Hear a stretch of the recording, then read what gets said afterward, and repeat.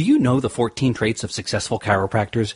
We've interviewed some of the top chiropractors in the industry and have identified the common traits that they all share. Jump on over to www.chirobusinessmojo.com to get your free report today. Welcome to the Chiro Business Mojo podcast, where we deconstruct the methods, marketing, and mindset of successful business people and chiropractors from around the world. And now your host, Dr. Richard Day. Hello, I am Dr. Richard Day, and this is the Chiro Business Mojo podcast. So great to be with you again here today. Well, I'm excited because I've got Dr. Ben Knight on the show. His practice hasn't been open that long, but he is killing it. Dr. Ben Knight was born and raised on a farm outside the small town of Sergeant Bluff, Iowa. He completed his undergraduate studies at Morningside College in Sioux City, where he was a 4-year letter winner and an All-American in wrestling, and he later attended Northwestern Chiropractic College, where he met his wife, Chelsie. Not only does he have a high-volume, high-collecting, vitalistic practice, but he's been able to create a practice model where the wheels are still turning even when he's not there.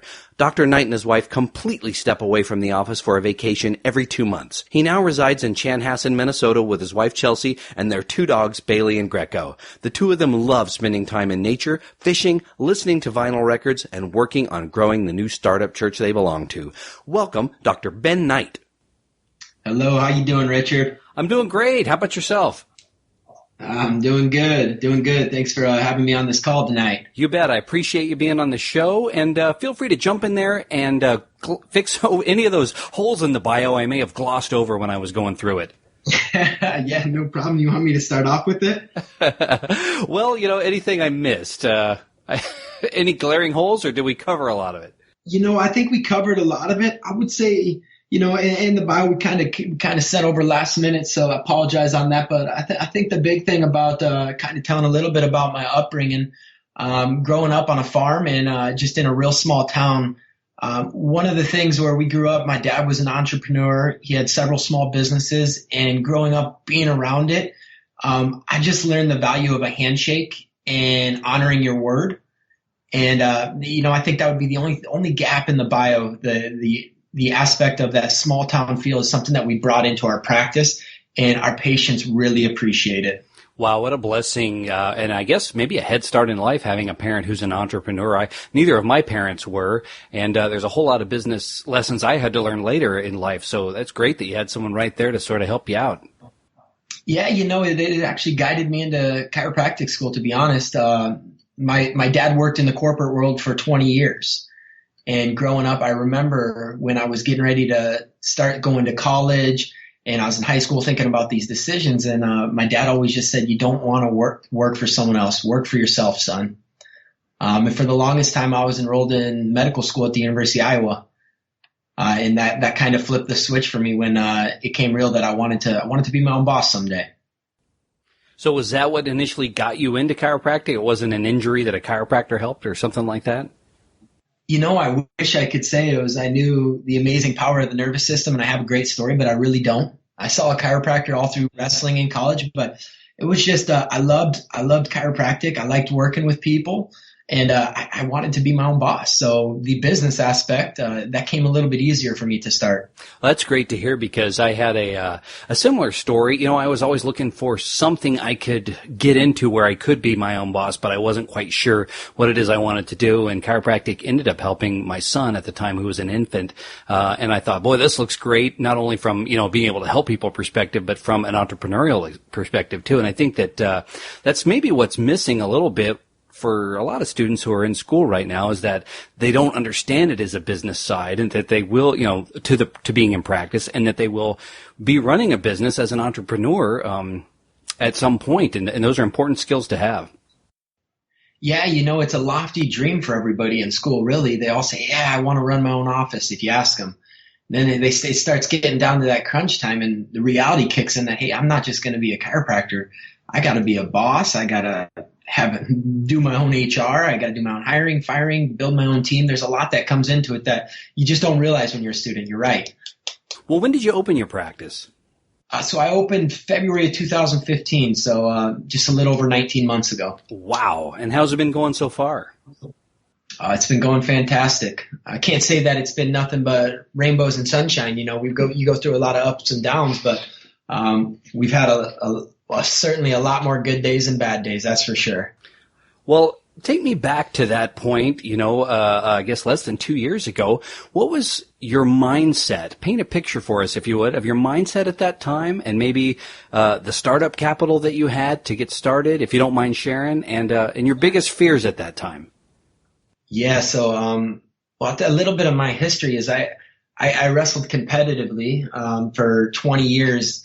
And growing up, I got to give my dad all the credit in the world, because he always told his kids, he just engraved it into us. You can do anything you set your mind to. So hard work wasn't like not an option. But I didn't have any finances. I had saved up over 20 grand while I was in school, went to a bank, went to probably 10 different banks trying to get loans, and they all laughed at me. So I had to have my dad co-sign a loan with the bank for them to give me a loan. When I first went to the bank with 20 grand, they offered me a $10,000 loan. Because on a sheet of paper, you're just a big piece of liability with $200,000 of debt. So my dad had to put a lien on his business so I could get my loan. So it left me with a very fearful mindset that I have to succeed. You could ask my wife. She went through the whole process with me of opening and getting new patients. And that a week before I opened, I laid in bed every night and probably slept 10 minutes. I took 20-minute naps. I was just laying in bed thinking that they got to say yes. What if they don't say yes? So for me, it was just failure wasn't an option. It wasn't an option because it was more on the plate than just myself. I had to succeed so that my dad wouldn't lose his business. Well, how much prep did you, and by the way, no pressure there, right? Not at all. Yeah, right. Well, what did you do, I guess, first starting out? Did you do some pre-planning before you opened? Were you able to market and get out there and get your name out before you had everything ready to go, or did that come after? So that would be my advice to students in school, is figure out how to get new patients while you're in school. I was fortunate my first day of school. A guy grabbed me, pulled me off to the side. He was another wrestler that knew me from college. And he said, hey, there's a lot more to this than just going to class. He's like, you got to learn how to get new patients. So when I was in school, I marketed all through school for local offices. My last year and a half of school, I was actually the marketing manager at a very high volume office that saw over 1,000 visits a week. And he had goals every month. We had to have 30 new patients. Otherwise, you were sitting down with you saying, what happened? Where are they at? Why aren't we having more new patients? So when I was in school, I got very good at getting new patients. So was this a part-time job? Yeah, I was in class all day. Anytime I had breaks from class, I was driving down there, setting up talks, doing lunch and learns, setting up screening events. I was going business to business. It was a small town of 18,000 people. I stepped foot in every business in that town. Wow. And is this the town you ended up practicing in yourself? No, it's not. I practice complete other side of the cities. But I learned the hard way to get new patients. I would not suggest any student go beating down every door in your town. There's a lot better ways of getting new patients. But when I was doing my pre-marketing of where I wanted to open, I knew what it was like, what I needed to set up events. So it made it really easy. There was a town I really wanted to open in. I thought it was the right place. But I was marketing before I actually signed a lease, and I realized I wasn't getting anything set up. I was getting no friction. I wasn't getting anything going. So I went to the town over and I started going business to business and realized, holy smokes, before I had even signed a lease, I had multiple events set up. I had places I could go in and screen at. And that was kind of a deciding factor. Instead of opening in a town of 65,000, I went to a small town of 22,000. And do you feel that was helpful to you, just having that? I mean, it sounds like it was. Was it because of the size, you think? Was that a factor? For me, because it was congruent with me. I grew up in a smaller town where we did business locally. This town's a kind of a close-knit town. People like to support local businesses, and it was for me. Now, I knew how to market. I didn't have any referrals my first month in practice. It was all hunting. I went out and got all our new patients. Well, one of the things that I was really impressed by when I was reading over your story, and it sounds like the networking is the key, but tell us how you went from 0 to 200 office visits a week in under 100 days. Yeah. So And I wish it was, I wish I could say I had a bunch of home runs. Initially it was just a lot of hard work. I did a lot of screening and I did several talks before I opened my office. Brad Glowacki, he's one of my mentors. He taught me how to do his 10-minute talk. So I did several 10-minute talks and a few lunch and learns. And our first week in practice, we had 40 paid appointments on the books. But you don't go from 0 to 200 with 40 new. The biggest thing was I had a lot of solid people in my life in the chiropractic community that were okay getting on a call with me once a week for 10 minutes and just motivating me, keeping me on my toes. Any new docs out there, the best advice I think I could give them is, when you start having a little bit of success and doing good, it gets really easy to just, ride that wave and say, I'm good. But when the momentum picks up, the best thing you can do is just keep going, raise your energy to it. But when you had a follow-up question when you were talking to me earlier, did we stay at 200? We didn't right away. 'Cause I wasn't ready to lead 200 patient visits a week. We went really hard, went to 200 and then dropped down to about 150, 125. And I had to become better at more than just getting new patients and getting them to say yes to care.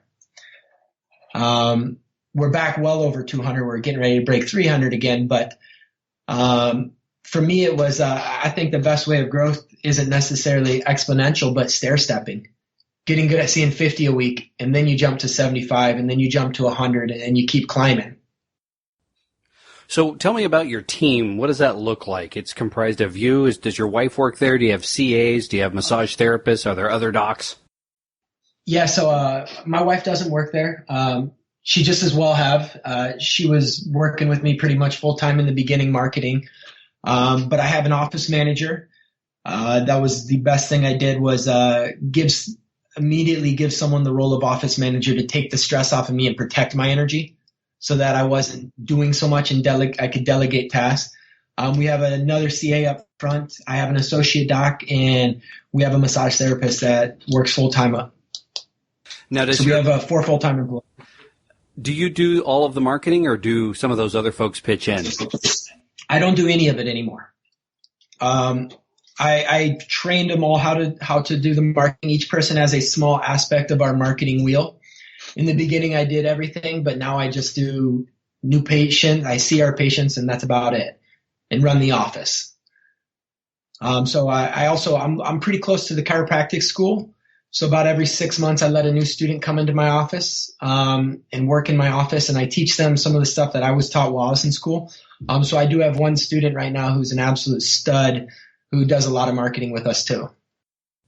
That's great. I mean, that's a great experience for a student, I'd say, like it was for you, getting out there, getting in front of people and overcoming whatever fears you have about, being on stage, so to speak. Yeah. Getting the reps in when it's not on your dime. Right.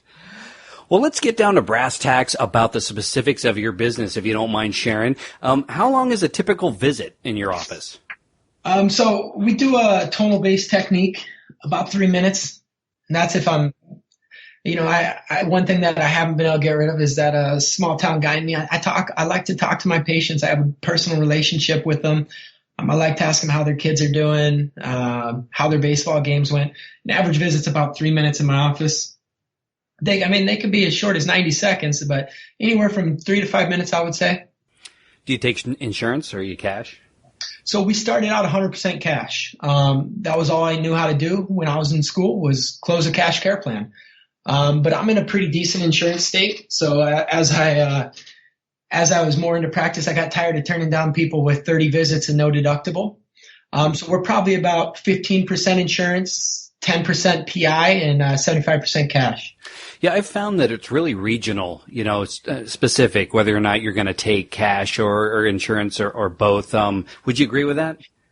Yeah, it really is. For me in the beginning, the guy I worked for, he was 100% cash, would never touch insurance, was completely against it. I'm in a little bit different area where some of the industries in our area, they give 30 visits and they pay for 30. And there's no deductible versus an out-of-network with them. They're a $6,000 deductible. And it kind of clicked with me when me and my wife were getting married and we were enrolling for her insurance. I'm like, man, we're paying these premiums and stuff. I'd sure like to be able to use it. Yeah, that's what we found too. And, I guess when you have insurance and it is covered and there is no deductible, you want to use it. And a lot of times we found that even if you're out of network and you give someone that super bill, well, that's something they have to go mail, and it's an extra step or two for them. And, if you just take that insurance and it's pretty seamless to that end user or patient, then it's a win-win for everybody. Yeah, so we're in a pretty prosperous area. When we were running just pure cash, we were making about $85 a treatment, which I'd like to say that's on the upper tier of chiropractic. When we started taking insurance with it and some auto cases in the mix, last month we were making about $111 a visit. That is not too shabby. Especially, especially not getting nickel and dimed. What's that? Say that again. We're not getting nickel and dimed. Yeah, absolutely. And especially so soon after opening. I mean, that's the part that really blows me away. A lot of people would love to hit these numbers after 4 or 5 years in practice, and you're there, straight out of the gate almost. Yeah, for a really long time, I was just focused on that volume. And I think that's why we grew so fast, because it was just, there's lives out there in your community. There's people you got to reach. There's someone on their knees praying for your help. And it was all about that in the beginning. But a big part of my philosophy, and I can't say I coined the term, but one of my mentors, Brad Glowacki, always says, you need to strive at 360 degrees of success. And I realized that it's one thing to work hard, and I had that hard work, but you also got to work smart. And there's no shame in making a little extra money for your visits. You're worth it as a chiropractor. Yeah, absolutely. Well, what type of marketing is working the best for you today? Is it the networking and the screenings, or what else you got going on? So I love that question. One thing that I teach my marketing team is that so we actually have a large whiteboard in our conference room, and we have a wheel on it, what we call our marketing wheel. It's got several spokes coming off of it, and there's several aspects that we expect new patients to trickle in from every month. Say a lunch and learn goes bad, or one of my community dinners goes bad. That's okay, because we know we're going to get new patients from the other areas of the spoke. In the winter months in my area, we do all talks. We pretty much become about a 70% referral-based practice now, but we don't really stop on the referral, on the aspect that there's still a lot we can do out there. There's tons of opportunities. So right now, for the months of October through February, we're heavy on talks. We do a lot of lunch and learn programs, and I do one community dinner a month. It's kind of like my patient orientation, or doctor's report, you'd call it, I guess. And we're always good for 5 to 10 new patients from that, where our patients bring a spouse or a friend. But in the summer months, there's a ton of big festivals in our area, because I'm in Minnesota. It's beautiful out. And we do some pretty large screening events in the summer months. I like to say that we do zero screening, because it's not enjoyable. Nobody likes to go out screening. But some of those big events provide really good for our office. Well, how do you market your talks? Do you market it just strictly internally and maybe on your website, or do you, go out in the community and put up posters and banners and that sort of thing? So we get some talks from our patients, but most of it is actually going into the businesses and talking to the managers. So I guess the best gem I could drop for new docs or docs looking to add something to their marketing team is we run what we call a health strategies program. I've found about a third of all the businesses we walk into and tell them that we have a health strategies program. If they'd be interested in us sponsoring a lunch or breakfast at one of their staff meetings, we would love to. And the whole program is designed on increase in productivity and decrease in sick days. It's about a 20 to 30 minute program. You guys do regular staff meetings. That's about the magical script. The big thing is we follow up with all the businesses we go into. After about 2-3 follow-ups, we get about 1 out of 3 say yes. So we do a lot of one thing I like is being able to pick your new patient versus sometimes when we get new patients coming in from the internet, they're just looking for that one visit, get me out of pain today, versus going out and pulling your new patients into the office. So what do you do in terms of wellness with your patients once they come in? Because a lot of people do come in initially because they're in pain. Once they're out of pain, how do you transition to wellness, or do you? Yeah, so we do. That's the strongest aspect of our office. We're not crazy new patient heavy. We're really good at converting the people that come in. But the office I worked in, it was in a small town, 18,000 people. This doc's seen over 1,000 a week for 15 years. and he didn't do any more than 10 to 12 new patients a month. It's just everybody stayed with him. So a big part of it's creating that culture in our office where they want to stay, but also, providing the results. Chiropractic is amazing. The body's amazing at a healing, but we have about a 90% conversion rate from when they get done with a corrected program with us, that they actually convert into maintenance with us, whether it's once a week or every other week. So that's when practice got nice for us, is when we didn't have to constantly go get new patients. We had just regular wellness patients coming in, over 100 visits every single week. Well, let me ask you this. Clearly, one of the big aspects to your success is hard work. Is that it? Is there something more? I'm sorry, you cut out on me just a little bit there. Hey, I'll re-ask that question. Yep. Obviously, you've had a lot of success so far in practice, I would say more than most, and it's a result of a lot of hard work. Would you agree that, is it hard work is that the main ingredient? Is that the secret, so to speak, of success, or is there something else? I think, success is measured in based on everyone's own values. Hard work is definitely a main ingredient in it. I would say probably the second, maybe the greatest ingredient, is realizing that I don't have it all figured out. And one thing about our office is we're very good at the speed of implementation. And if something's not working and we want to give something else a try, we'll try it. We're not stuck in our ways. If there's a new way of getting new patients in, we're going to give it a try. I think, if there's docs out there that are kind of stuck, and I've worked in offices that we felt like we were stuck for a while, and, you get kind of stuck in the mundane. I think the greatest thing is just, seeing what's working for other people and diving into it. We're always learning in our office. We're always studying to be better. Every single month we sit down at the end of the month with our stats. We look at the weakest aspect of our stats and we train on something new. How can we make this one thing better, and how can we make it change so next month the stat changes? Well, I want to go to something that you had mentioned in your bio information, and that is that you take a vacation every 2 months. What a great reward for all of the hard work that you do. How do you make that work? So I would say the biggest thing for us is I have an associate doctor now. The main reason of bringing on an associate wasn't because we were too busy for me to handle it. It was because a good business owner, I think, doesn't just work in his business, but he works for it. So me and my wife, none of our family's in Minnesota. We try and step away for 3, 4, 5 days every couple months and just get away. The great thing is a lot of times we have our biggest days when I'm not in the office, but it's because we have a great team. My office manager is fantastic. When we're not there, the wheels are still turning. Well, I love that philosophy of work hard, play hard, and I would maybe even add play often, and it sounds like you do just that.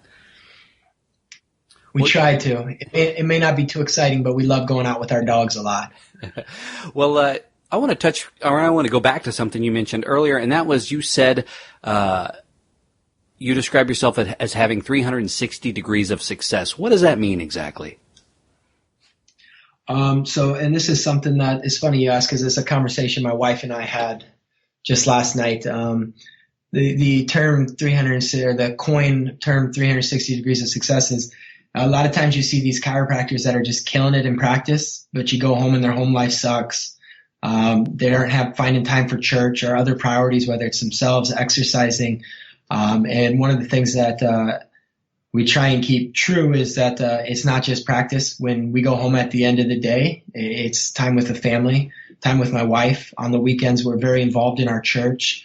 It's just a big priority. We have a lot more priorities than just the practice, but I think that's been a big aspect of our practice succeeding, is it's not the only thing in our life. I would hate to think that all I did in my life was chiropractic. And I love chiropractic. It's I think the most amazing profession, but we just want to make sure that not only is the wheel turning in the practice, but it's turning at home.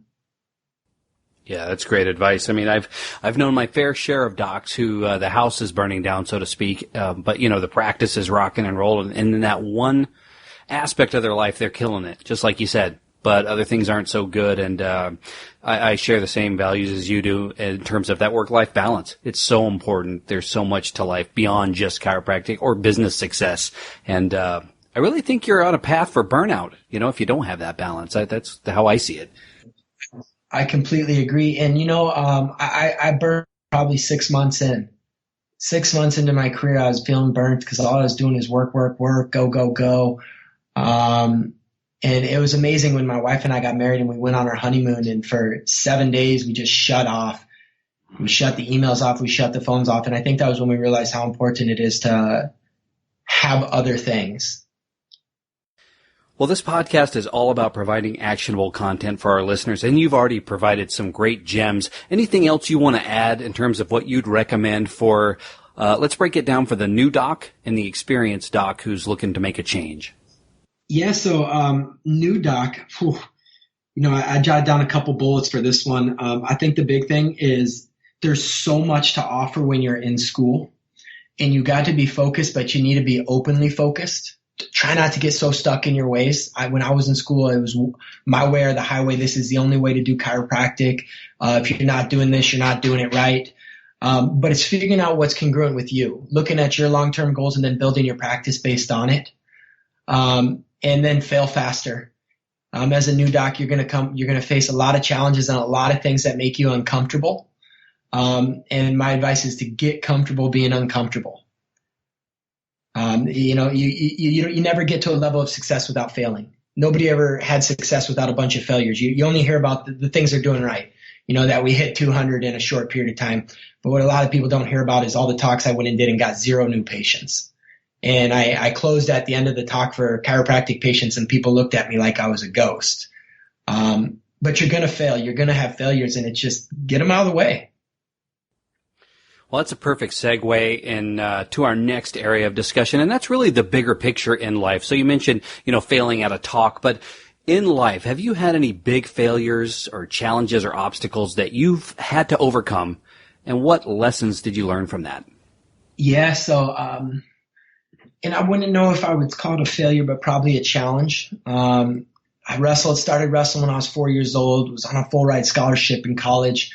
And every wrestler who steps foot on a college mat, the first day your dream is to be an NCAA champion, to win the national tournament. My junior year, I came into the season with a real high ranking. All the way through preseason, we had our first duel the next day. I broke my elbow that night in practice, shattered my olecranon. My arm was hanging in the opposite direction, went into surgery the next day. And the doctor looked at me, he said, "You'll never wrestle again. You'll never lift weights again. Our job is to just get you to be able to use this arm again." And it was a humbling moment in my life because I thought I was invincible at the time. I thought that I was indestructible. I could just go. And real quickly, you can see something that you work really, really hard for get ripped from you. So I had to really sit back and I had to rehab my body and heal my mind just so I could try and wrestle again. I honestly didn't overcome it right away. It rocked me. My whole life I had wrestled, and then all of a sudden I couldn't. But I set my mind to getting back on the mat, and I rehabbed 3 times a day for almost 6 months, and I wrestled my entire senior season. So. And have you recovered fully to the point where it doesn't interfere with practice or anything like that? Yeah, I don't have any pain in it anymore at all. I actually made the national semis my senior year, the year later. So it wasn't necessarily in the best shape wrestling wise, but I guess the big thing is those challenges are going to come, the failures will happen, but what I had to really develop as a man and figure out what my tenacity is. How hard am I willing to fight? How hard am I willing to bounce back? Yeah, that's a great lesson. I mean, there's a saying, and I'm probably getting it wrong, but it's not how many times you fall down or get knocked down, it's how many times you get up. Yeah. And I think that relates to practice too. There's a lot of times you're going to get beat up. One thing we do in our practice, I don't know if I'd call it a ritual or anything, but it gets really easy to focus on the losses, the patient who fell off from care or someone who didn't start care who you really could have helped. In our office, we don't let those get into our head. You can let something that should have lasted 2 minutes take over your mind for the entire day. So in my office, me and my associate share an office space in my actual office room, and we have a win board, and all we put on it every single day is every win we have, whether it's somebody who 10 years of migraines disappeared after their last adjustment, or 2 new patients started care. We had a couple referrals that day, and we just focus on the wins. Perfect way to keep that mindset where it needs to be. Well, when you think of the word successful, who do you think of and why? Oh, that's a tough question. The one guy that came to my mind when you said that's a guy by the name of Bob Coughlin. I go to a men's group with my church on Friday mornings. This guy's got 5 kids. He had a startup IT company. He grew it to about 600 seats. And he realized that the money, the rat race wasn't necessarily bringing him happiness. So he sold it all. And now all he does is lead other men. He coaches his kids' football teams. And he's really, really happy. He's joyful. And you can tell he's living a congruent life, that what he says he does.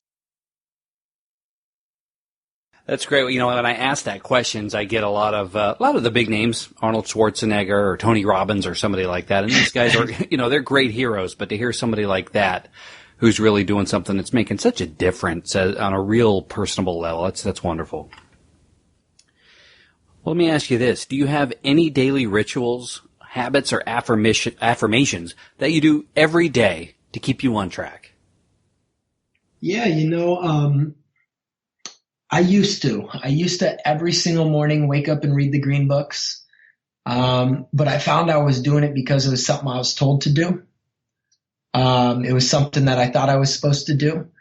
For me, I would say the greatest ritual for me is just trying to keep a positive mindset every day. And it started probably 3 months ago. We created this win board in our office, and I would say that's the one ritual we have.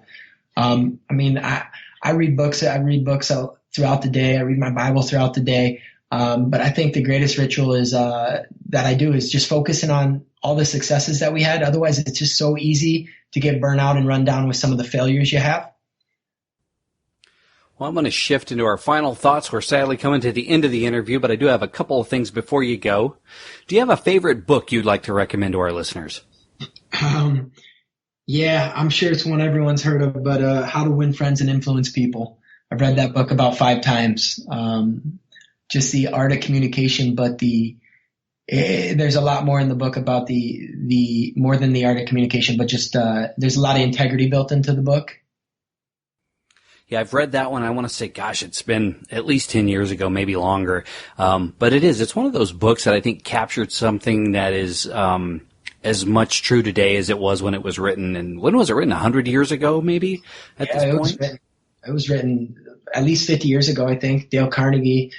But I think the world was, there was probably a little bbit more integrity and, I don't know if the word pureness to the world back then. I feel like we live in a little bit faster paced, corrupt world now. And it's the values and the teachings in that book are more potent today than they probably were back then. Well, I will definitely link to that book in our show notes. What is the best business advice you've ever received? This was right before I graduated. I sat down with one of my late friends, Barry Anderson, who passed away of cancer, one of my early mentors in chiropractic. And one of the things he said to me, because I kept asking him, how many new patients should I have on the books? How many? And he said, you need to focus on getting the patient to say yes. He's like, you can get 100 new patients, but if only 40 of them say yes to chiropractic, that's another 60 that may never say yes again. So he told me, he said, if you create a solution to their problem, they will give you their last penny. Yeah, that's the key. You got to find those solutions, and you have to find those pain points or problems and give them that solution. And, there's a lot out there, a lot of shiny objects for chiropractors, I think, and, keep on the simple message. Take care of that problem that person has, and absolutely, they're going to tell their friends, their family, and everyone about you. Yeah, and that's not saying, we run a pain-based practice or anything. We're a very vitalistic practice. My first week of practice, I think we had several patients start with us. We had most of our first ever patients are still with us, and It's because we created a solution to their problem, and then we educated them on what they could have.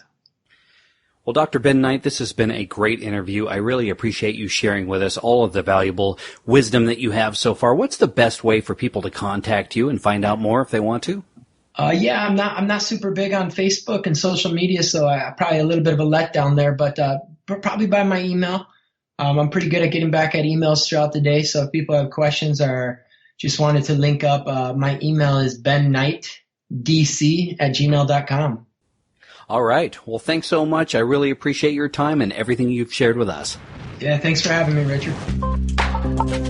Thanks for listening to the Chiro Business Mojo podcast at www.chirobusinessmojo.com.